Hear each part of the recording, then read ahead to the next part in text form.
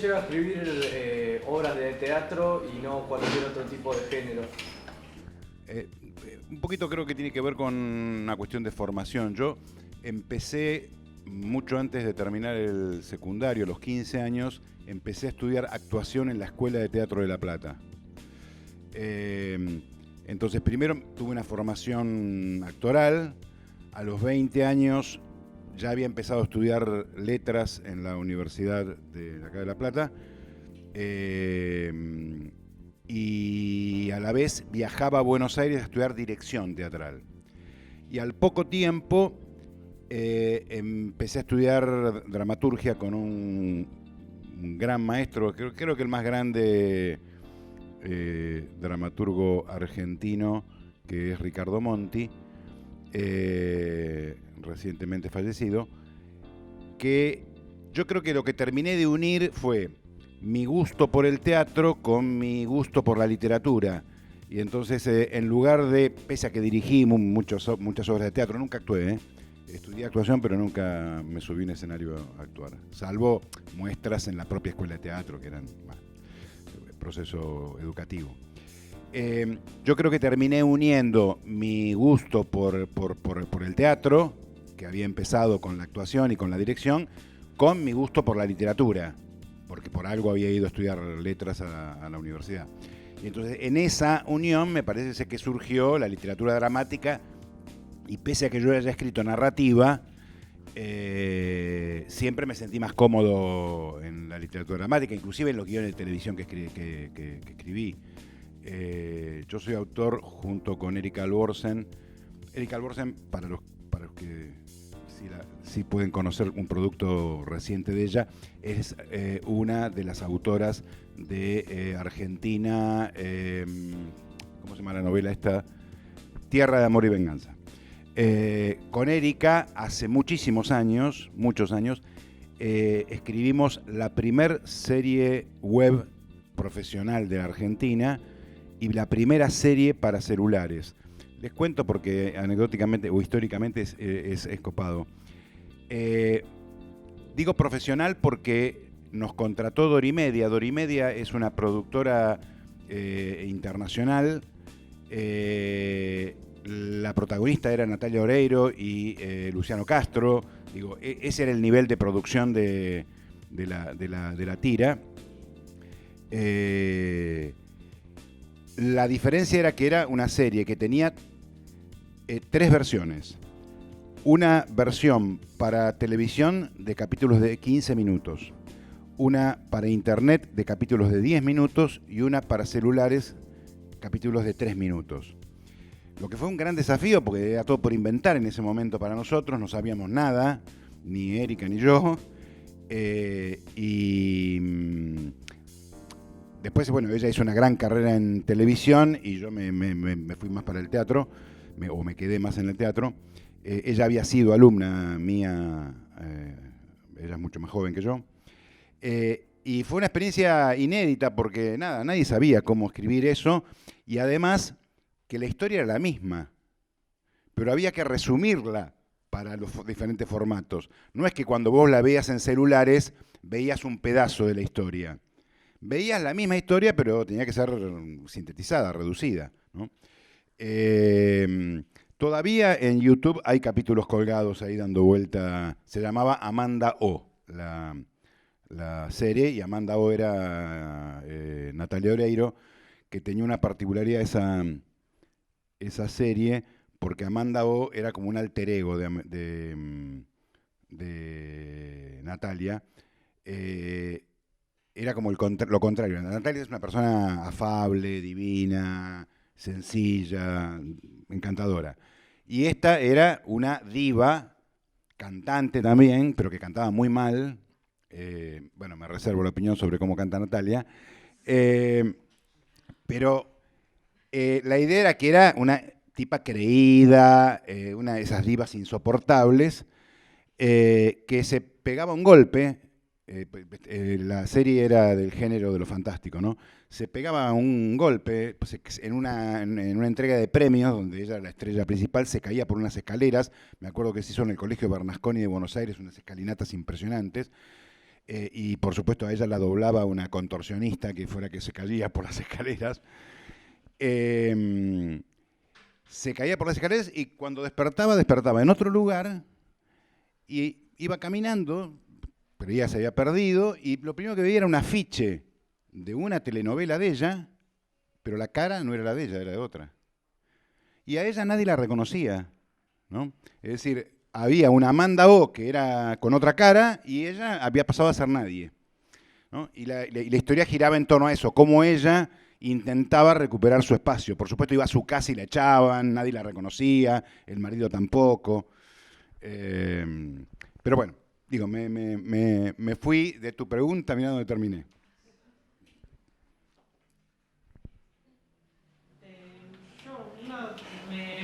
Me dio curiosidad saber que estudia letras y usted mató un tipo cuando están hablando Marta y Ernesto respecto a la inteligencia de Julieta, si va a delatar que mató a alguien o no, dicen, entre muchas otras cosas, dicen que si estudia letras.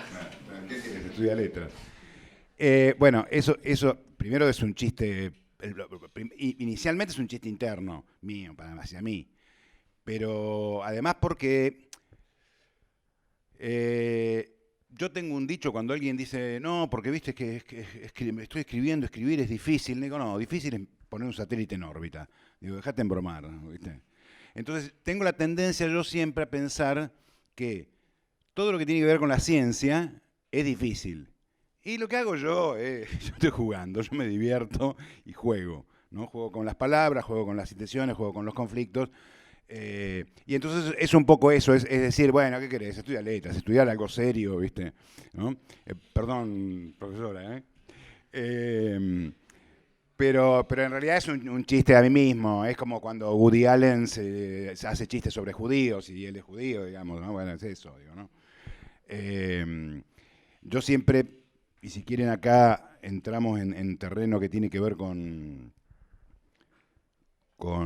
la obra que ustedes han transitado, yo siempre digo que hacer humor negro es hacer humor sobre lo que no se debería hacer humor, ¿no? Esa es la definición que yo aplico al humor negro.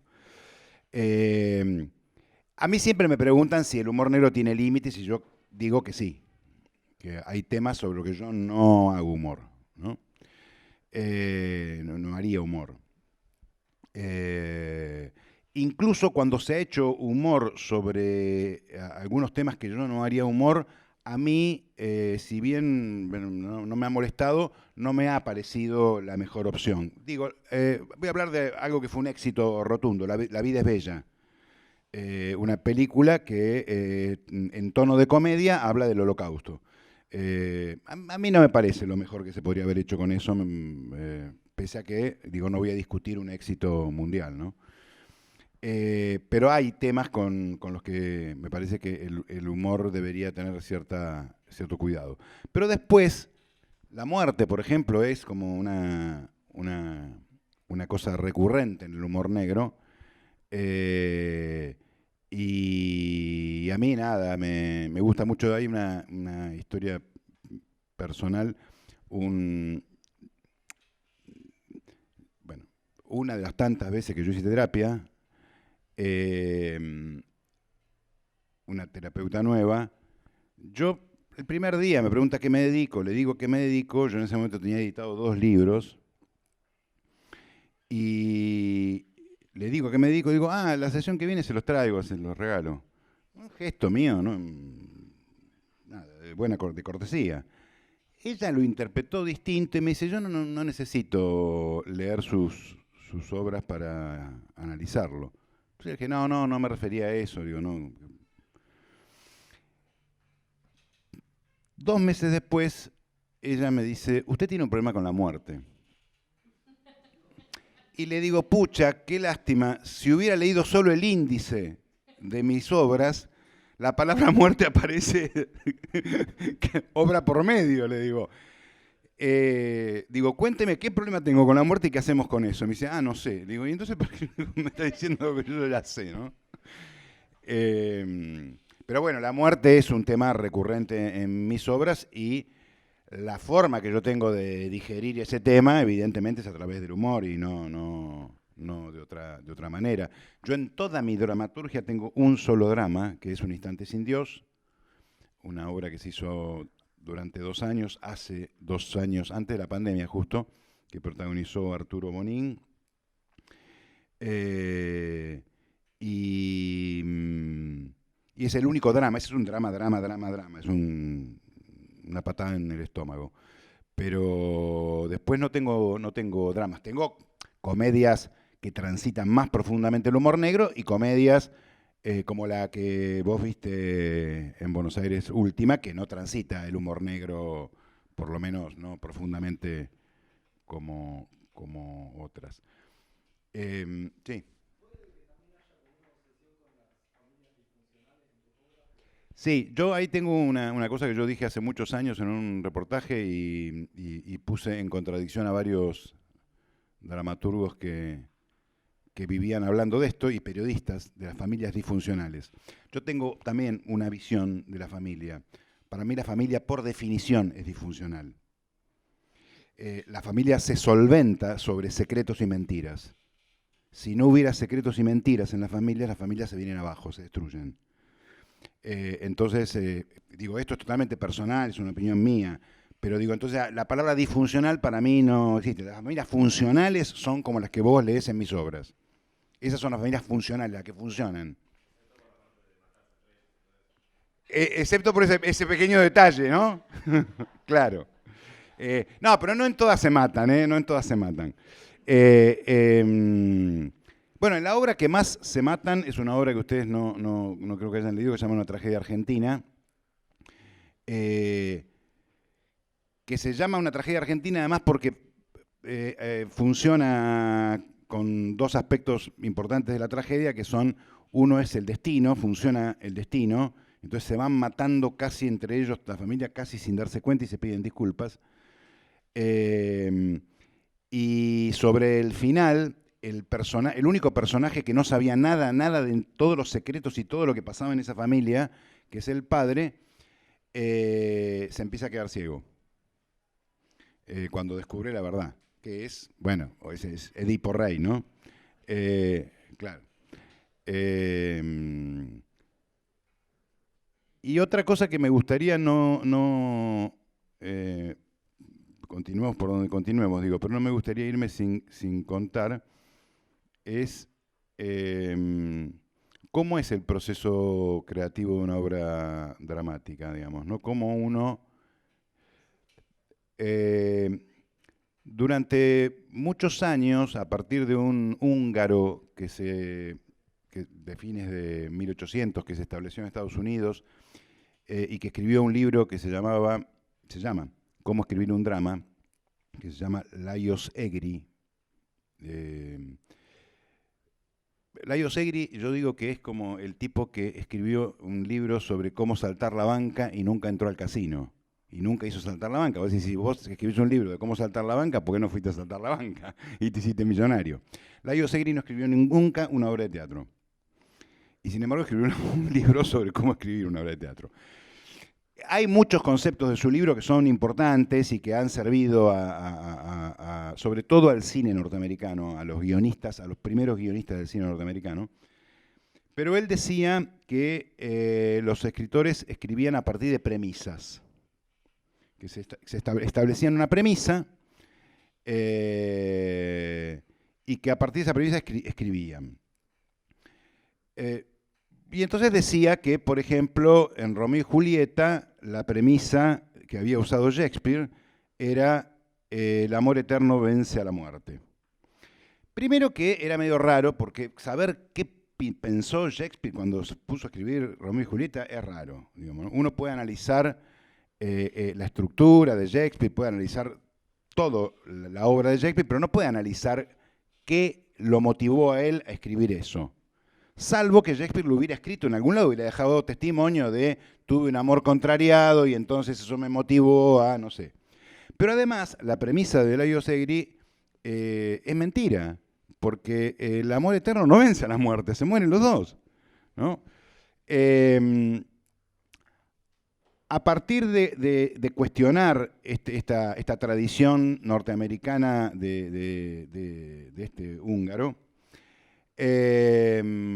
bueno, el dramaturgo que nombré hace un rato, Ricardo Monti, habló de que en lugar de desde premisas o desde ideas, los dramaturgos escribimos desde imágenes. Después de muchos años, fuimos descubriendo que muchos escritores famosos del mundo, hasta Stephen King, dijeron exactamente lo mismo. Incluso después de Monti, sin haberse conocido y sin que Stephen King jamás haya leído a Monti ni escuchado una conferencia de él. Es decir, lo que fuimos descubriendo fue que sin que hubiera un padre de la idea, evidentemente muchos escritores sentían que no escribían desde ideas, sino que escribían desde imágenes. Y hay algo que se planteó después, que se llamó disociación. Ustedes saben lo que es asociar y saben lo que es disociar, ¿no? Asociar, digamos, sería decir hora, reloj, ¿no? Disociar sería aguja, reloj, ¿no? Y hay una cosa, me voy a parar, digo, por si querés modificar una cosa. ¿Entonces estoy aburriendo mucho? No, para nada.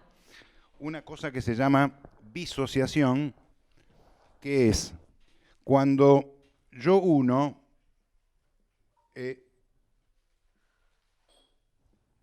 dos imágenes nunca antes unidas, o que no es lógico unirlas. A ver, si yo digo perro y digo cucha, ¿sí? Y digo perro y cucha, voy a trabajar sobre esas dos imágenes. Tengo la imagen de un perro y tengo la imagen de una cucha. Es probable que salga un cuentito de esto. Un perro que entra en la cucha, qué sé yo, bueno, y no entra en la cucha porque crece, y bueno. Pero, perdón, la expresión no es muy académica, va a salir un cuentito medio berreta.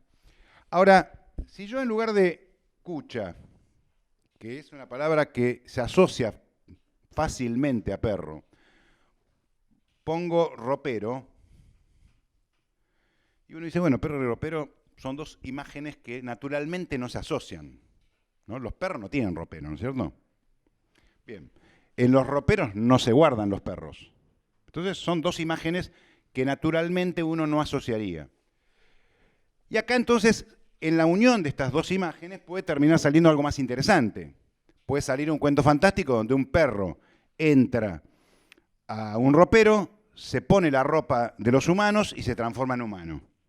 Y sale transformado en humano. Y cuando se vuelve a meter adentro del ropero y se saca la ropa, sale como perro.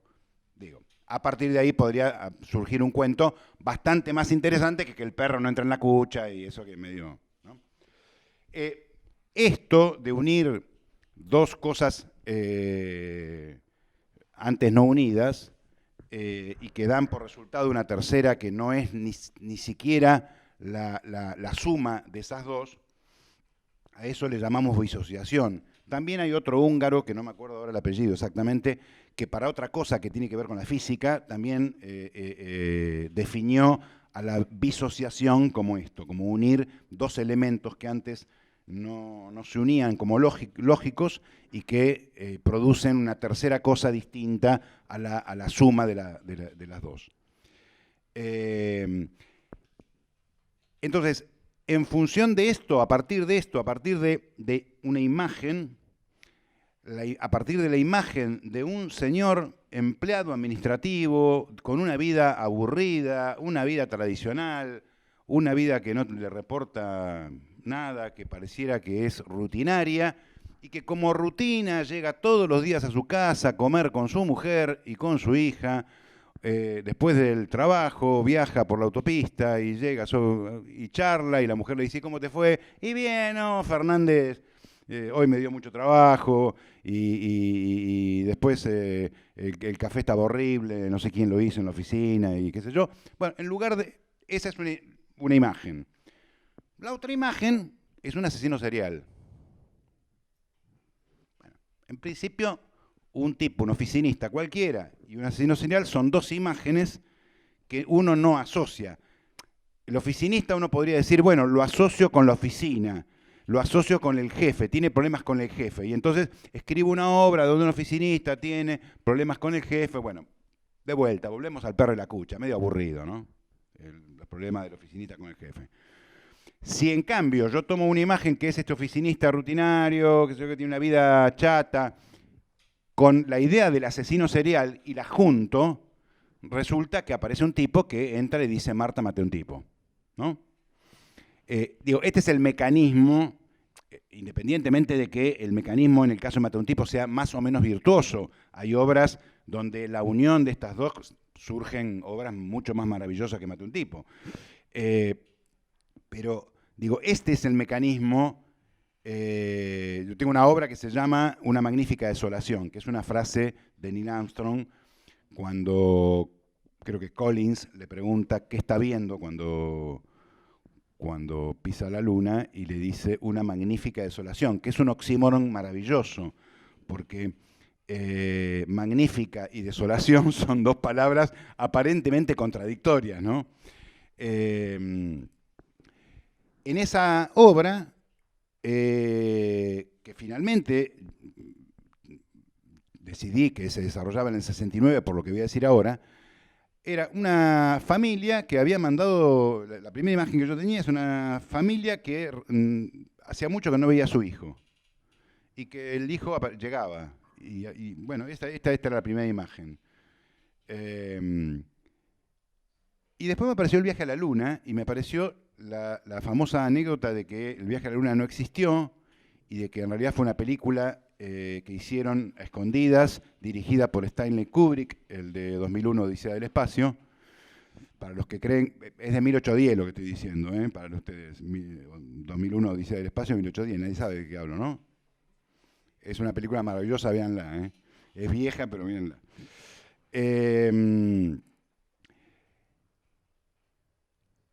Pienso en el viaje a la luna y digo, el hijo vuelve de Houston, de Cabo Cañaveral, el viaje no se hizo, el viaje fue una truchada, él participó de la filmación y vuelve a su casa. Pero como hay que ocultar todo esto, le hicieron una reconstrucción facial, le cambiaron la cara al pibe, para que pueda volver a su país y aunque diga cualquier cosa nadie le va a creer porque él no es él, digamos. Y vuelve a la casa y la obra empieza con que él vuelve a la casa, la primera escena, la madre está con un cuchillo porque tiene un intruso en la casa porque no lo reconoce al hijo. ¿Qué provocan esta unión de imágenes y el nacimiento de esta nueva, digamos, tercera imagen nueva?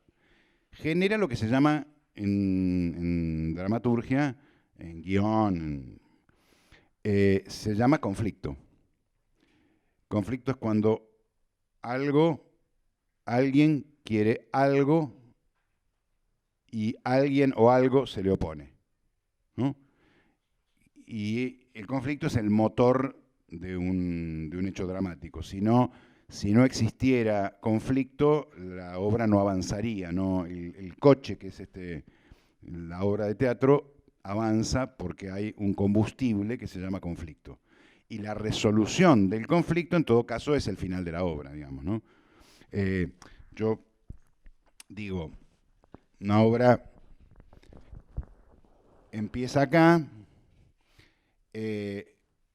no pasa nada, un minuto y medio, ¿no? Más no.